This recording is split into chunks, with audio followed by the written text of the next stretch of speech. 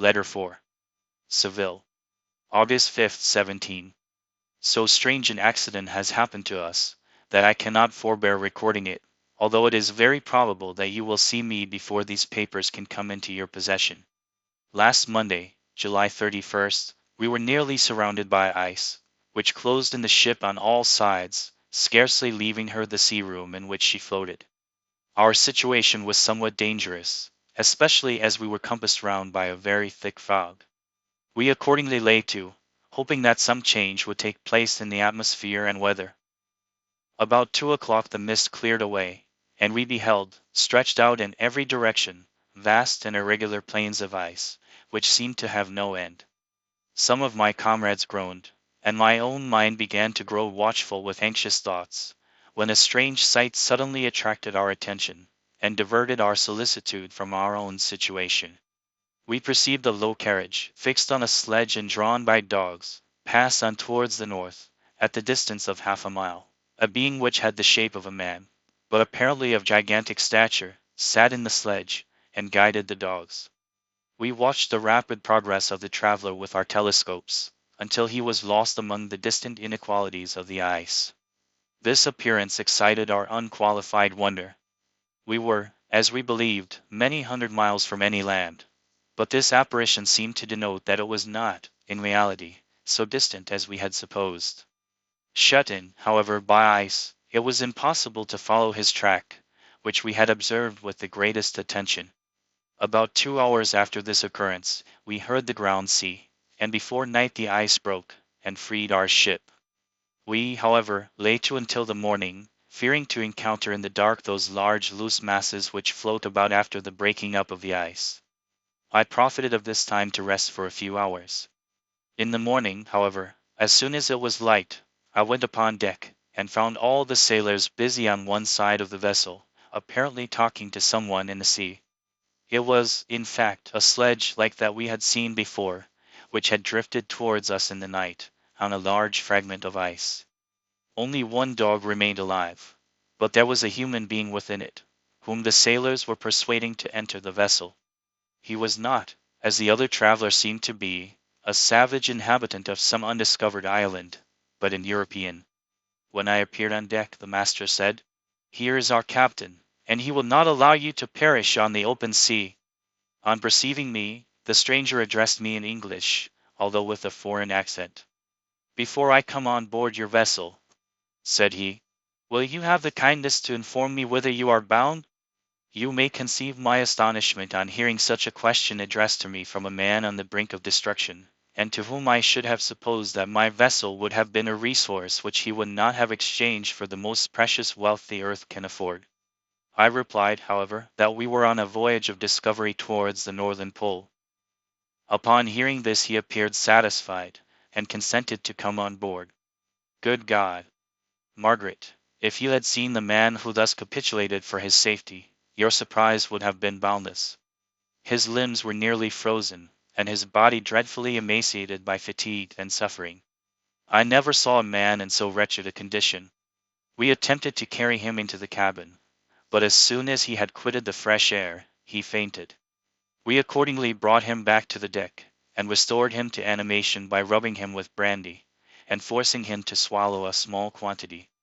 As soon as he shewed signs of life, we wrapped him up in blankets, and placed him near the chimney of the kitchen stove.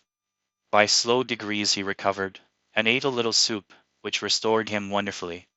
2 days passed in this manner before he was able to speak, and I often feared that his sufferings had deprived him of understanding. When he had in some measure recovered, I removed him to my own cabin, and attended on him as much as my duty would permit. I never saw a more interesting creature. His eyes have generally an expression of wildness, and even madness, but there are moments when, if any one performs an act of kindness towards him, or does him any the most trifling service, his whole countenance is lighted up, as it were, with a beam of benevolence and sweetness that I never saw equalled. But he is generally melancholy and despairing, and sometimes he gnashes his teeth, as if impatient of the weight of woes that oppresses him. When my guest was a little recovered, I had great trouble to keep off the men, who wished to ask him 1,000 questions, but I would not allow him to be tormented by their idle curiosity, in a state of body and mind whose restoration evidently depended upon entire repose. Once, however, the lieutenant asked why he had come so far upon the ice in so strange a vehicle. His countenance instantly assumed an aspect of the deepest gloom, and he replied, "To seek one who fled from me." "And did the man whom you pursued travel in the same fashion?" "Yes."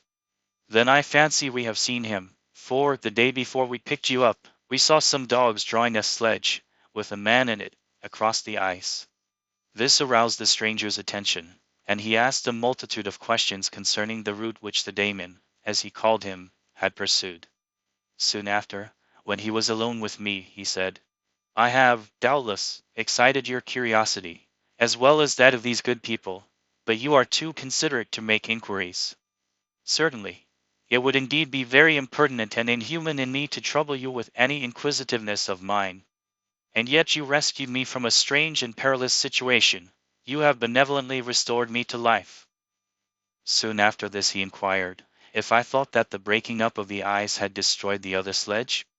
I replied that I could not answer with any degree of certainty, for the ice had not broken until near midnight, and the traveler might have arrived at a place of safety before that time, but of this I could not judge. From this time the stranger seemed very eager to be upon deck, to watch for the sledge which had before appeared, but I have persuaded him to remain in the cabin, for he is far too weak to sustain the rawness of the atmosphere. But I have promised that some one should watch for him, and give him instant notice if any new object should appear in sight. Such is my journal of what relates to this strange occurrence up to the present day. The stranger has gradually improved in health, but is very silent, and appears uneasy when any one except myself enters his cabin. Yet his manners are so conciliating and gentle, that the sailors are all interested in him, although they have had very little communication with him. For my own part, I begin to love him as a brother, and his constant and deep grief fills me with sympathy and compassion. He must have been a noble creature in his better days, being even now in wreck so attractive and amiable. I said in one of my letters, my dear Margaret, that I should find no friend on the wide ocean, yet I have found a man who, before his spirit had been broken by misery, I should have been happy to have possessed as the brother of my heart. I shall continue my journal concerning the stranger at intervals, should I have any fresh incidents to record. August 13th, 17.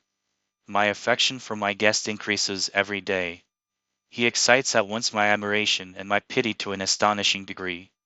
How can I see so noble a creature destroyed by misery without feeling the most poignant grief?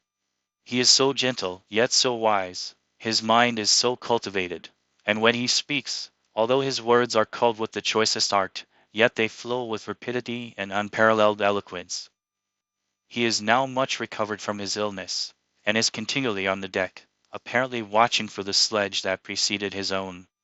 Yet, although unhappy, he is not so utterly occupied by his own misery, but that he interests himself deeply in the employments of others. He has asked me many questions concerning my design, and I have related my little history frankly to him. He appeared pleased with the confidence, and suggested several alterations in my plan, which I shall find exceedingly useful. There is no pedantry in his manner, but all he does appears to spring solely from the interest he instinctively takes in the welfare of those who surround him.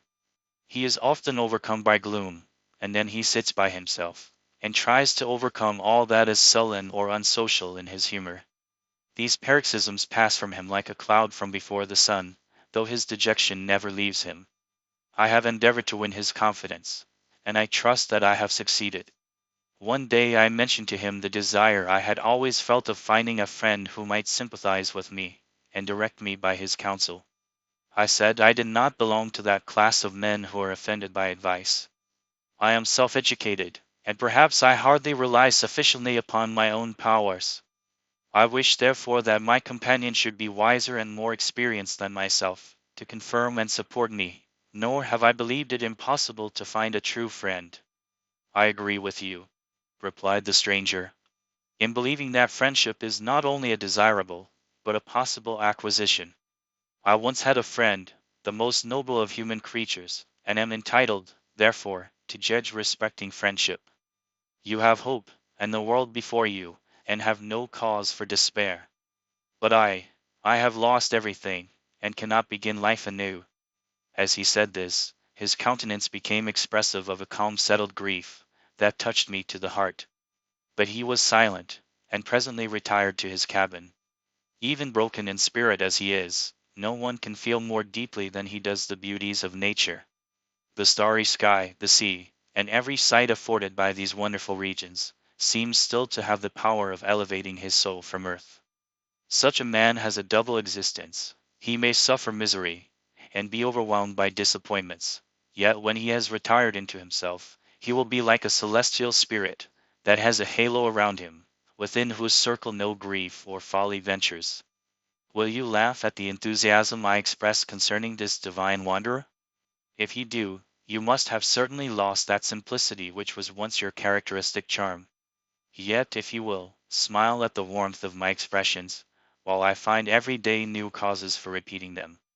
August 19th, 17.